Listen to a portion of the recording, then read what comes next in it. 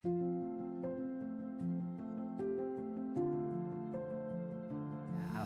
kita masih di peternakan. Kalau biasanya masih ngeramban yang ngeramban karena kita peternak yang alami. Kami berdiri di kelompok Tani Makmur 2 ini tahun 2014 dan alhamdulillah kami mengembangkan kambing saburai. Ya. Alhamdulillah puji syukur dengan beriringnya waktu kita masih mempunyai kambing ikon Tanggamus, yaitu kambing saburai. Hanya kambing saburai awalnya itu kita diberi bantuan dari dinas kabupaten, yaitu berupa kambing pur. Ya. Nah, itu kita silangkan dengan PE. Awalnya seperti itu. Oh, kambing Persilangan PE. antara kambing pur dan Kambing PE. pur. Nah, jadilah keturunan G1 atau Gitu. F1. Iya. Nah, kita kawinkan lagi dengan pur, jadinya F2. Dan setelah F2 dengan F2, barulah itu timbul yang namanya kambing saburai. Kambing saburai.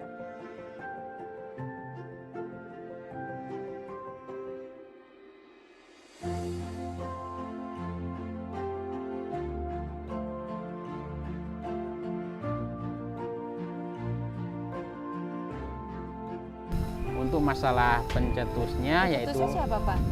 dulu waktu itu ada petugas IB, sekarang sudah almarhum, yaitu Bapak Bapak MT Haryono. MT Haryono. Itu Bapak sudah almarhum, beliau sangat gigih berjuang di kambing saburai ini. Alhamdulillah dengan adanya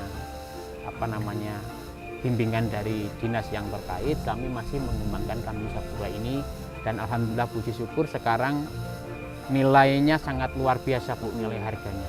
Bahkan dari luar provinsi, kebanyakan dari provinsi Jawa, daerah Sumatera Barat, Padang, dan Bengkulu. Kita di kelompok ini memang awalnya dari Bupati Bapak Fauzan Sai waktu itu mencetuskan nama itu sebagai ikon Tanggamus, namanya saburai. Kebanyakan gini, Bu, kalau emang pedagang dari luar provinsi yang datang ke kelompok kami, khususnya di kelompok Tani Makmur 2 ini, mereka bilang yang namanya saburai ini, yang apalagi yang udah grade-nya G3 ke atas, itu bilangnya crossbur. Oh, Nah, crossbur. itu dengan nilai fantastis, Bu. Harganya puluhan juta rupiah. Harganya itu ada apa sih namanya, melihat dari bobot, apa dari usia, apa dari mana, Mas? Itu biasanya kalau dari Pulau Jawa, terus Sumatera Barat, Bengkulu itu lihat sepasang, Bu. Maksudnya Sepasang. dari umur Dari umur. udah siap kawin dan siap kalau pejantan udah siap untuk pemacak gitu. Pemajak ya. Itu nilainya fantastis, Bu. Yang kemarin juga laku satu pasang itu 35 juta.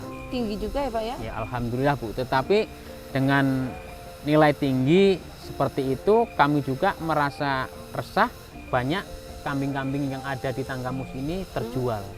Jadi belum ada manajemen yang bagus bagaimana sih cara untuk pemuliaan kambing saburai ini. Nah, kalau masalah daging, kami juga udah pernah uji coba, memang dagingnya sangat luar biasa, Bu. Itu nggak ada kesatnya, sangat kesat itu. Dagingnya bagus. Terus kalau diteliti dari pihak kemarin dari kawan-kawan dari mahasiswa Unila, itu memang rendah kolesterol. Oh, sudah pernah ada penelitian dari mahasiswa Unila ya? Ya.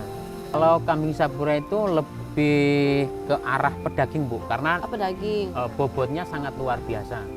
Kadang-kadang itu sampai yang pejantannya sampai 90-an kilo, bahkan sampai 1 kintal. Kemarin kita ada pengembangan itu dari dinas yang terkait, ya, dinas provinsi yang kemarin kita juga butuh bibit yang cari dari kita, dari kelompok kita, khususnya kelompok Tani Makmur 2 ini. Terus untuk pemasaran secara luas itu biasanya secara online, Bu. Kalau kita di kelompok Tani Makmur 2 ini kita sistemnya kemitraan. Jadi anggota kelompok itu seandainya ada yang mau jual, ngomong dulu ke ketua. Koperasi apa gimana? Ke ketua dulu, Bu. Ketua kelompok. Kalau koperasi biasanya hanya menghandle aja. Tapi kalau di kelompok khusus di Makmur 2 ini biasanya lapor dulu ke ketua, ini yang mau dijual. Kalau sistem pemasaran untuk harga ya di kelompok Tani Makmur 2 ini kita lihat posisi kambing, Bu. Kalau posisi kambing itu emang kelasnya kelas bibit, itu kita lihat dari umur. Umur kalau dia sudah siap kawin, itu dengan kisaran harga 6 juta sampai 10 juta. Dari tahun 2009 itu sudah ada. Oh, tahun 2009 sudah ada ya. Tetapi udah mulai melejit tahun 2014. Biasanya kalau sertifikat itu yang mengajukan dari dinas, mungkin Dari kalau di dinas, dinas yang terkait, khususnya di Dinas Peternakan Kabupaten Kamus mungkin Mungkin sudah ada, ada, Bu. ya. Tapi kalau di kelompok memang belum ranahnya ke situ, Bu. Tapi memang dulu di waktu di zamannya Bu Teh Ian Mulyani sebagai kepalanya itu memang Sudah ada sudah ya. dokumentannya sudah ada semua. Ya kami yang pertama itu kita siapkan tanaman hijauan. Nah, itu tanaman untuk hijauan ini ya, untuk untuk pakannya.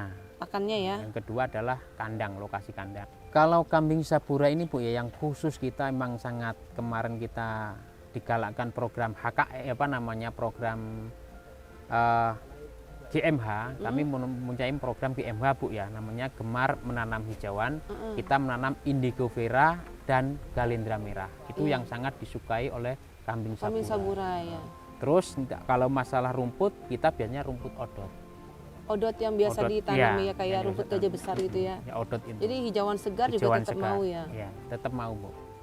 Bahkan kemarin di istilahnya testimoni kemarin ya Bu ya, antara hijauan kita dulu juga pernah Bu pakai fermentasi. Fermentasi, ya. Pernah. Cuman masalah itu di daging Bu. Pernah kita nyembeli. Kalau Masalahnya apa, Mas? fermentasi itu rata-rata goyor Bu. Kalau kita bilang goyor, Goyor tuh banyak apa? gajih itu loh Bu. Banyak yang Oh, banyak putih-putih. gajihnya Banyak di putih-putih. daging kambingnya ya. Kalau pakai fermentasi. Oh, pakai fermentasi beda dengan hijauan. Kalau hijauan itu dagingnya kesat, terus warnanya juga padat ya. padat, warnanya juga merah-merahnya bagus, nggak kayak fermentasi Bu. Oh gitu. Jadi kalau kita ada perbedaan di kualitas Kualitas daging ya. dagingnya. Ketika kita memberikan makan Makanan fermentasi dengan hijauan. hijauan segar itu ya. Selain pakan, apalagi Mas persiapan untuk beternak? Kalau ya itu namanya kita siap lokasi kandang. Kalau saburai, kalau posisi memang harus di panggung seperti ini karena menghindari, karena daerah Gisting ini rata-rata posisi cuacanya dingin, makanya dibikin kandang seperti ini, bukan dikepar. Kalau dikepar mungkin daerah panas. Kalau memang di daerah Gisting rata-rata di atas ya. Atas. Kalau kapasitas ukuran kandang ini biasanya Bu ini muat sekitar 55 ekor sebenarnya. 55, jadi satu sekat gini nih. Itu biasanya ada 5 Bu. 5 ya. ini. Kadang-kadang kalau emang ini kita sekat seperti ini.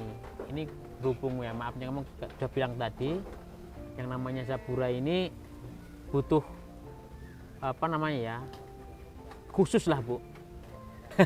Modal itu utama Bu, karena ya dengan bibit yang begitu mahal, tetapi kita harus punya modal. Yang pertama adalah pejantannya dulu Bu. Modal selama ini itu dapat dari mana? Apakah kelompok apa sih namanya, Tani Makmur 2 ini modalnya itu dari perbankan atau ada dari dinas atau mungkin dari mana? Rata-rata kami juga kalau dari perbankan kita ada uang kur itu Bu, kita pinjam uang kur dari Bank BRI dan ada juga di Bank Lampung. Jadi itu ada kerjasamanya. Kita biasanya mau beli bibit, kita mengajukan pinjaman. Oh, kur ya.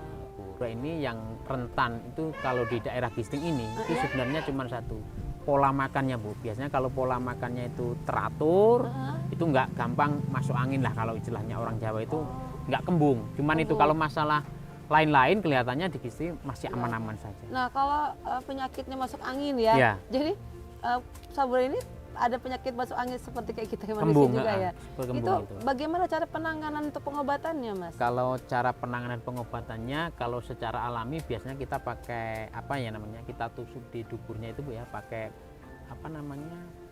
Sejenis itulah kayak daun. Pepaya itu kita masukin ke tubuhnya, kita minumin tolak angin apa-apa seperti manusia perlakuannya. Seperti itu. Terus kita kalau emang udah rawan, udah gawat bener, kita harus panggil petugas peternakan. Kalau kerjasama dengan dokter hewan ada. Kalau emang sudah benar-benar parah yang istilahnya udah kelewat ini secara alami nggak bisa, kita panggil dokter atau istilahnya dinas peternakan kita panggil seperti Pak Sukardi, Pak Dokter Yoga, itu kita panggil. Biasanya dia cek kalau penyakitnya ini ya alhamdulillah rata-rata sabura jarang Bu kalau. Jarang ya.